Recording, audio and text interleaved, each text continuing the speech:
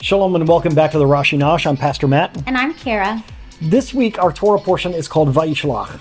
And this is that famous passage in the Torah where Jacob wrestles with someone. But what's interesting is Rashi, in our commentary here, points out a small detail about this idea of he was alone. Why was he alone? Why did he go back to the place where he had been? So, as always, we are using this Torah discussion commentary, the JPS Rashi Torah discussion commentary, and we're on page 25, and we're looking at this particular section that is entitled Sweat Equity. And what we love about going through this particular commentary is it gives us discussion questions, and so we're going to look at two of those in this video. So, it says here, and I'm already chuckling a little bit because of a particular place that we went to in the Keys. I don't think you went, but me and our brother-in-law went to this place that reminds me of a dollar bill. Have you ever walked into a store or restaurant and seen a dollar bill prominently displayed on the wall behind the counter? The reason I was laughing is this place, it's covered in dollar bills, the ceiling, the walls, everything. But anyway, have you ever seen a prominent dollar bill displayed on the wall behind the counter? Such a bill represents the first dollar the business ever earned, and thus has great symbolic significance to the owner, even if its monetary value is trivial. In a similar vein, Rashi's commentary on the Parsha alludes to objects that might appear trivial and yet have great symbolic value for Jacob. So let's explore this a little bit. It says there in chapter 32 of Genesis, verse 25, Jacob was left alone, and a man wrestled with him until the break of dawn. Jacob had just brought his family and possessions across the river on their way to the land of Israel. Rashi explains why Jacob did not remain with them, but rather returned to the place he had left. On the verse, the passage of the verse, Jacob was left alone, Rashi comments, he had forgotten some small jars, and he returned for them. Jacob had amassed great wealth during his 20-year sojourn working for his father-in-law, Laban.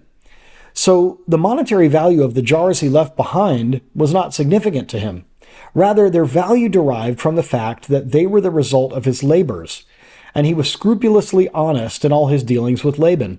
The sages of the Talmud comment on this episode, to the righteous, their money is dearer to them than their bodies, because it represents the value they place on being honest in business.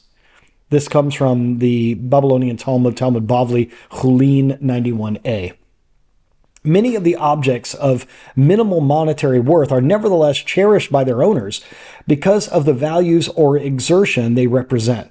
Similarly, people sometimes treasure trinkets that remind them of people or experiences that they have loved. Not only can I identify with this, but I also think this is a different way of looking at money than I've ever thought of. I've never thought of valuing money or putting a value on money because it represents being honest in business. I've never thought about it that way. In fact, I think we're taught that we shouldn't value money. But without money, we can't pay for the things that we need to. We can't provide for our families.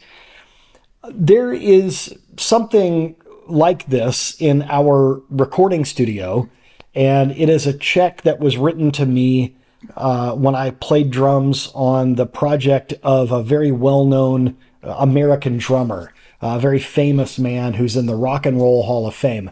And so it means a lot to me to have this copy of a check that he wrote to me. The check isn't for very much money, but it was symbolic of I felt like got to a certain level, got to a certain league in my professional musical career.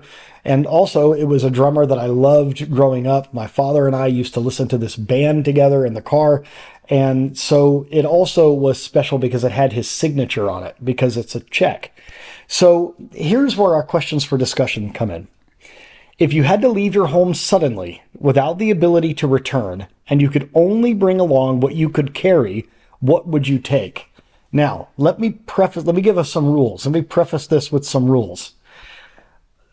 I'm not going to answer, and so I don't think you should answer in a selfless way. Like, of course, we would want to rescue the photographs of our wedding and stuff like this or whatever. But is there a thing, or is that your most treasured thing? I mean, for me, that's probably what I would grab, just Good, because that's exactly what I was going to say. No, you weren't. Oh, to me, I would grab my phone and my computer, because those I could access every single account and, things that, we would have to deal with. But photo albums would be the thing I would grab, because the pictures from when we were married and our honeymoon and like when our kids were little, before we all had digital cameras, I don't have a way to get those back. Those would be gone forever. Whereas anything more current, obviously I could reprint. And anything in the home, I mean, there's a lot of sentimentality, but almost all of it could be physically replaced, as far as, a picture frame's a picture frame and a vase is a vase. You know what I mean? Like, even though there's emotional attachment to that particular vase, but technically I could get another vase. But pictures I would never have again, and that would be difficult to leave behind. Yes. So I think I'm thinking along the same lines as far as devices. Obviously our computers, our phones, things like that have a lot of our lives on them, and so I would think about that. But I'm thinking of books as well. I'm thinking of some particular books that would be special to us. There's a particular journal that I used to write in when we first were dating that was very special, like the beginning of our relationship, or, I had written you a book while we were engaged. That's very special and very, very precious to me. Even though these things don't have a lot of monetary value, I mean, the real world value of the photos of our family and our children to anyone else aren't very valuable. The books that I would grab or things like that wouldn't be of much monetary value to anyone else, but for us, they mean a lot. Yeah. It's really quite interesting. There are lots of ways that we could answer this. I thought about the Bible that I was presented when I was ordained, or something like that.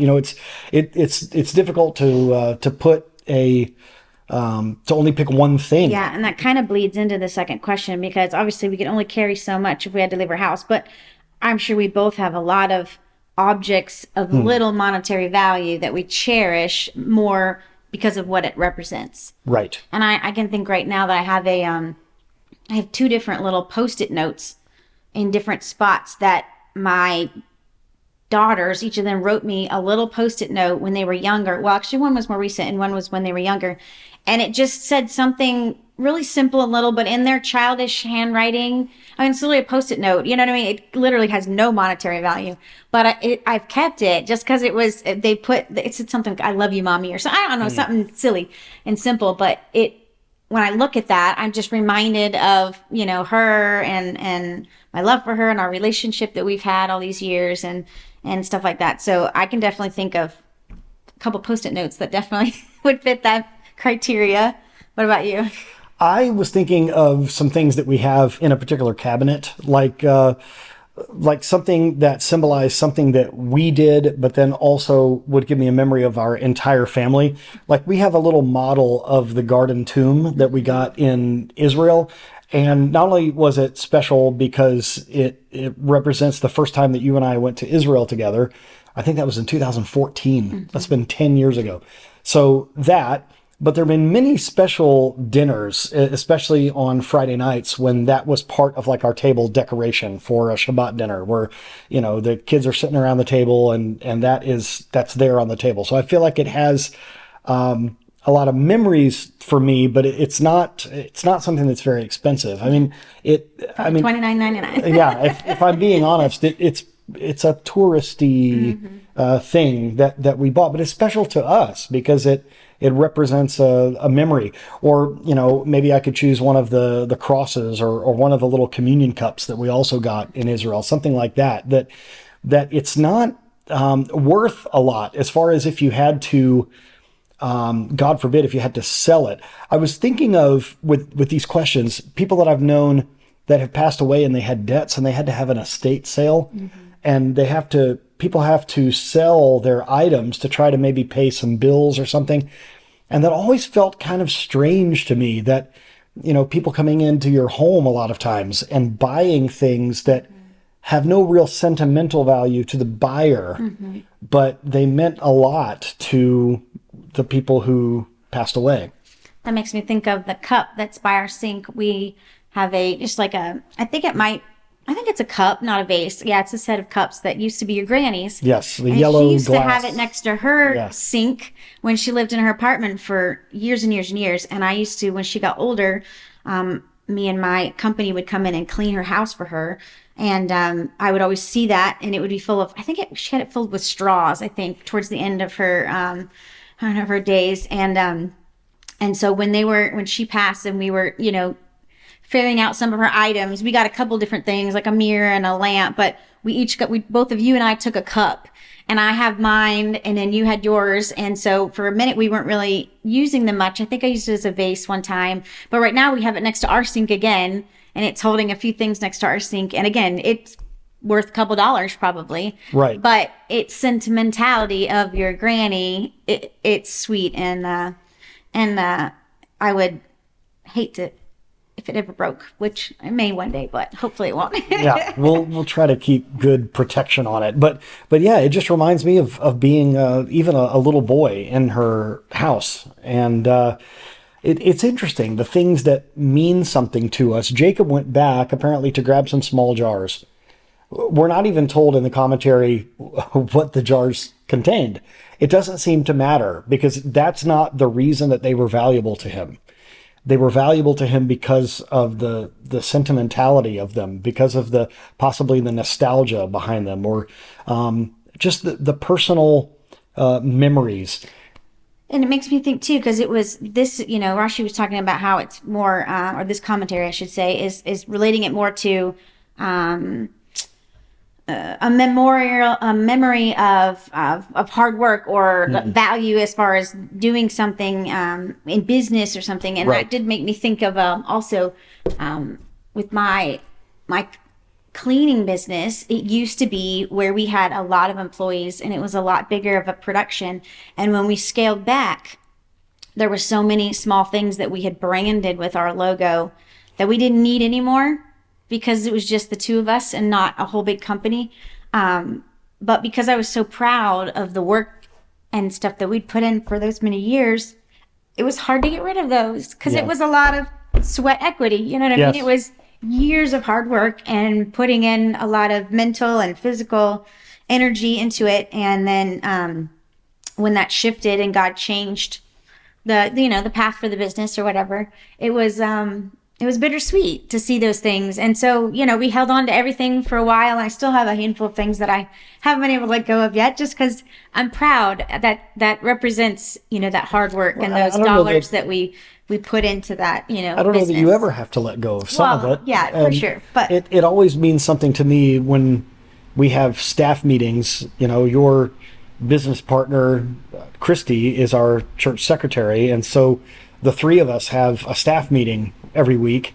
And in the office where Kara and Christy have their desks, there's still some idle items from the cleaning company. A little animated portrait of them. It's not really of you, but it represents you and Christy, and the cabinet that's there, and the coffee maker, and the microwave, or whatever. It's almost like going back to your office when you had an office. But now that stuff sits at the church, and I don't think that stuff ever has to go away. And I don't think there's anything unhealthy about holding on to things like you're that. proud of that. You Yes. know what I mean? That was an adventure that you went on that you could be proud of. Yeah. Yes.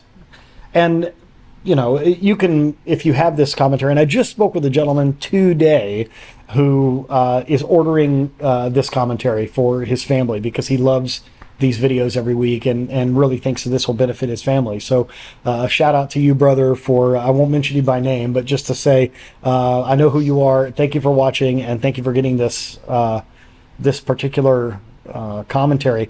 Question number 3, you guys can go over on your own. It's about, how you are honest and scrupulous in business. And sometimes I think you have to even maybe make sacrifices, or maybe make less money if you're honest, but that's what we need to do. So this, I think, is this particular episode here in this Torah portion has made me think differently about why does Jacob go back? And it's made me think differently about money. And I think sometimes we get the idea, if we're believers, that if we're making money or if we have a business or something, that there's something maybe not right about that. Yeah, remember the Bible says the love of money is or can lead to evil and all kinds of evil, but you can still love or you can be proud of how you earned that money, not Yes. necessarily the money itself. Right. So again, the item itself is not necessarily important, but how you attained it, whether it's through a gift and a memory or hard Sure. work, Yeah. it's worthy. Or even how you spent the money that you made from honest ways, how you invest it, or the things that you buy. I think we can be very proud of those things. Great lesson this week. Yeah. This is wonderful. Thank you once again for joining us. And just to let you know, we've mentioned it before, but begin to pray for us, as in the middle of February, we will be traveling both to Australia and Korea. Neither of us have been to either country, so it'll be a new experience for both of us. Obviously, it's a tremendously long trip on airplanes and things like that. So begin to pray for our travel, for our safety, for the provision, for the funds to go on these missions trips. We just had a meeting earlier with the leadership down in Australia. Shout out to the Matuzelskis down there, and we're so proud of the work that they are doing for the Messianic community on the Gold Coast of Australia. And then, of course, we send our love to Michelle Kim and all of the people that are involved up in Korea as well. And it's going to be wonderful to be with them in their physical presence. So begin to pray for us, for our safety and provision and protection as we go on these trips. Many, many thanks to all of you, and thank you for joining us each and every week. May God's richest blessings be applied to you and your family. Shalom.